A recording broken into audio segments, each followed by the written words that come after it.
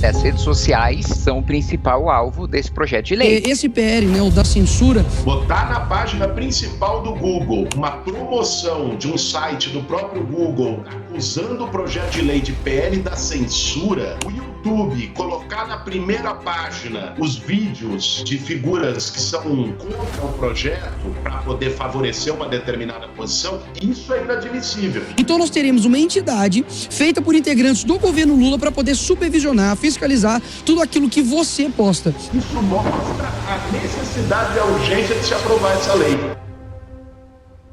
A internet é uma terra de ninguém, onde todo mundo faz o que deseja fazer. E é por isso que, querendo ou não, deve ter regras. Mas será que essa nova lei vai realmente ajudar a controlar a internet? Ou apenas vai censurar a população brasileira? Pra gente entender se isso é bom ou se é ruim, precisamos entender o que é essa nova lei. O projeto de lei 2630, ou o PL das fake news, pretende criar a Lei Brasileira de Liberdade, Responsabilidade e Transparência na Internet. O projeto de lei surgiu em 2020 e o autor do seu texto é o senador Alessandro Vieira. O objetivo é criar medidas de combate à disseminação de conteúdos falsos nas redes sociais, como Facebook e Twitter, e nos serviços de mensagens privados, como WhatsApp e Telegram. Então esse projeto não foi criado pelo nosso atual presidente, Luiz Inácio Lula da Silva. Porém, 3 anos se passaram desde a criação desse projeto, e dentro desses 3 anos o PL foi muito mexido e muita coisa mudou. E é justamente essas mudanças que estão causando grandes polêmicas aqui no nosso país, pois está dividindo lados de pessoas que são a favor e de pessoas que são contra o PL. Hoje o PL 2630 quer que as redes sociais tenham regras claras de moderação e deixem transparente o sistema de recomendação. Ou seja,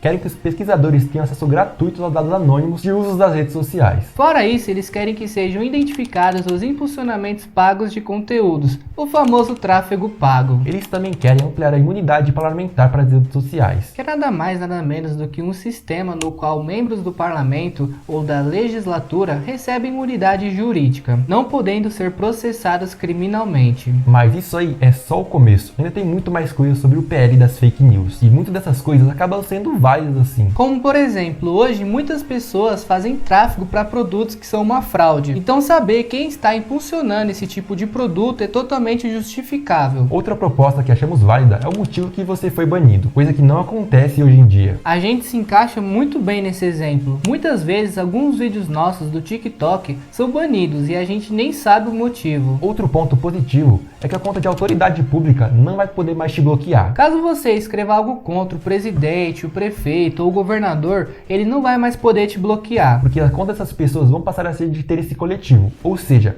elas vão poder bloquear mais ninguém. Mas o PL 2630 não é só mil maravilhas, ele está muito longe disso. Esse projeto fugiu muito do seu objetivo e acabou se tornando uma grande mistura. Como a gente já falou, esse projeto tinha como objetivo acabar com as fake news, mas se a gente falar para vocês que esse plano já não existe mais. Até porque o projeto sofreu mais de 150 emendas. E com esse tanto de alteração, eles deixaram o principal de fora, que são as definições de fake news e os discursos de ódio. O que pode, o que não pode, isso não tem mais no projeto. O famoso PL das fake news já não existe mais. Agora, ele possui outro nome. Agora o texto final do projeto diz que grandes empresas de tecnologia, as Big Techs, serão responsáveis por tudo que acontecer nas redes sociais. E por conta disso, Google, Meta, Twitter, TikTok e Mercado Livre se juntarem em uma carta aberta para reclamar do PL. Segundo eles, a nova lei prejudica o usuário e aumenta ainda mais a desinformação da população brasileira. Fora isso, segundo a carta das Big Techs, o PL 2630 prejudica ainda mais o pequeno e médio empreendedor,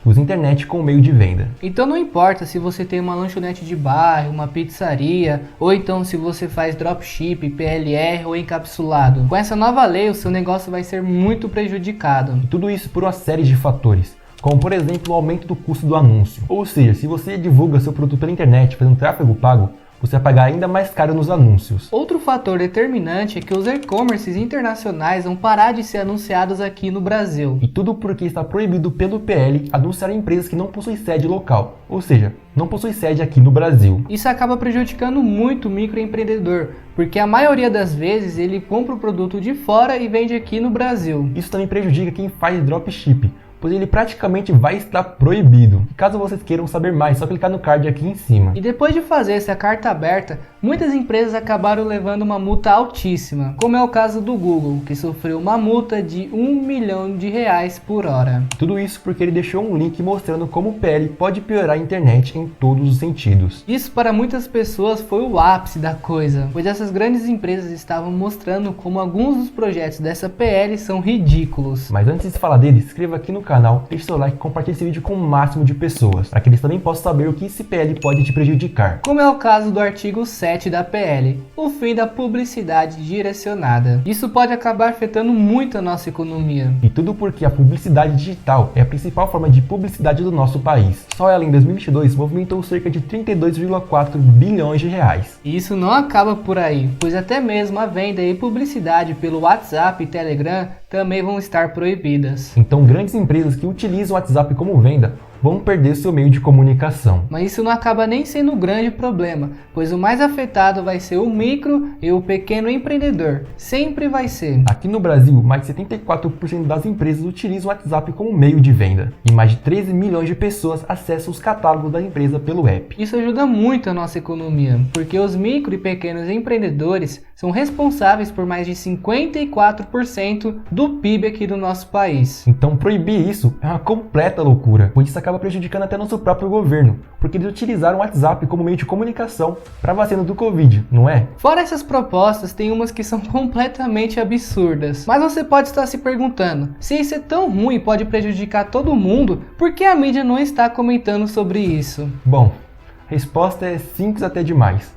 Porque isso não vai prejudicar a mídia, mas sim ajudar, dando mais de 230 milhões de reais somente para a Globo. E tudo isso porque o PL tem um projeto em que as redes sociais devem remunerar o conteúdo jornalístico público nas redes. Ou seja, se você copiou alguma matéria e jogou na sua rede social, aquela plataforma vai ser obrigada a pagar por aquele conteúdo. Aqui mesmo, se a PL tivesse sido aprovada, o YouTube teria que pagar para diversos jornais, porque a gente está usando muitas notícias aqui nesse vídeo. Isso pra mim é uma completa falta de noção. O que tem a ver isso com fake news? Onde isso vai ajudar a melhorar alguma coisa? Na verdade, só vai piorar, pois plataformas como a Google só vão parar de colocar essas notícias, porque para ele não vai fazer sentido algum pagar essas empresas jornalísticas. Que vai fazer que aumente ainda mais a desinformação aqui no nosso país, que acaba sendo de forma não intencional um tipo de censura. E esse é um dos motivos principais que faz que grandes empresas estejam contra essa PL, pois se a gente for realmente analisar isso, não faz sentido algum. Isso só vai fazer com que as empresas saiam do nosso país, deixando a gente cada vez mais atrás em todos os quesitos. O problema não está em colocar regras na internet, pois isso é muito necessário. Até porque esse tipo de projeto não é exclusivamente do Brasil. Muitos países utilizam ele, como é o caso dos Estados Unidos. Que possui Communication Decency ACT, e foi a primeira tentativa notável do Congresso norte-americano em regular o conteúdo adulto na internet. Hoje em dia ele vai muito mais além que isso, ele regulamenta a responsabilidade nas redes sociais. A Europa tem o Digital Services ACT, ou DCA, que inova em diversos aspectos a regulamentação das plataformas privadas, ao buscar essencialmente a criação de um ambiente digital seguro, em que os direitos fundamentais dos usuários sejam respeitados. A Austrália tem o News Media and Digital Platform Bargaining Code, que é um órgão fiscalizador de conduta obrigatória, que rege as relações entre empresas de notícias australianas e as plataformas digitais, fazendo que não haja fake news. A Alemanha tem o Network Enforcement ACT. O objetivo dele é combater os discursos de ódios online